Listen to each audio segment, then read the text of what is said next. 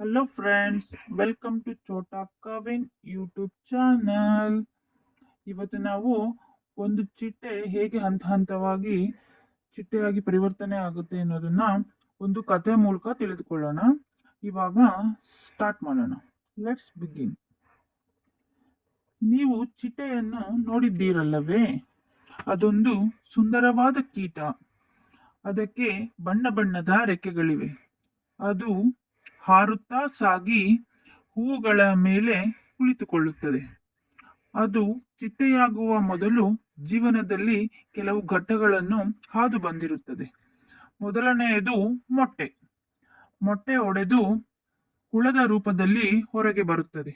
ಅದಕ್ಕೆ ಕಂಬಳಿ ಹುಳು ಎಂದು ಹೆಸರು. ಆ ಕಂಬಳಿ ಹುಳುವು ಎಲೆಗಳನ್ನು ತಿಂದು ಬೆಳೆಯುತ್ತದೆ. ಈ ರೀತಿ ಎಲೆಗಳನ್ನು ತಿಂದ ಕಂಬಳಿ ಹುಳುವು ನಂತರ ಮರದ ರೆಂಬೆಯಲ್ಲಿ ಒಂದು ಕೋಶವನ್ನು ರಚಿಸಿಕೊಂಡು ಇಡೀ ಚಳಿಗಾಲದಲ್ಲಿ ನಿದ್ರಾವಸ್ಥೆಯಲ್ಲಿ ಇರುತ್ತದೆ. ಚಳಿಗಾಲ ಮುಗಿಯುತ್ತಲೇ ಅದು ತನ್ನ ಸುಂದರ ರೆಕ್ಕೆಗಳನ್ನು ಹರಡಿಕೊಂಡು ಚಿಟ್ಟೆಯಾಗಿ ಹಾರುವುದನ್ನು ನೋಡುವುದೇ ಒಂದು ಚಂದ. ಅದು ಹೂಗಳಿಂದ ಮಕರಂದವನ್ನು ಹೀರಿ ತನ್ನ ಜೀವನವನ್ನು ಸಾಗಿಸುತ್ತದೆ.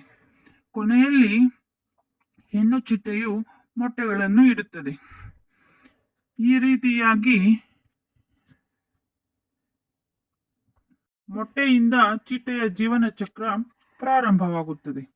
ಅದು ಹುಳವಾಗಿ ನಂತರ ಕೋಶದಲ್ಲಿ ನಿದ್ರಿಸಿ ತದನಂತರ ಕೊನೆಯಲ್ಲಿ ಬಣ್ಣ ಬಣ್ಣದ ಚಿಟ್ಟೆಯಾಗಿ ಹಾರಾಡುತ್ತದೆ. ಈ ರೀತಿ ಚಿಟ್ಟೆಯ ಪಯಣ ಸಾಗುತ್ತದೆ. Thank you for watching. Please like, subscribe and share.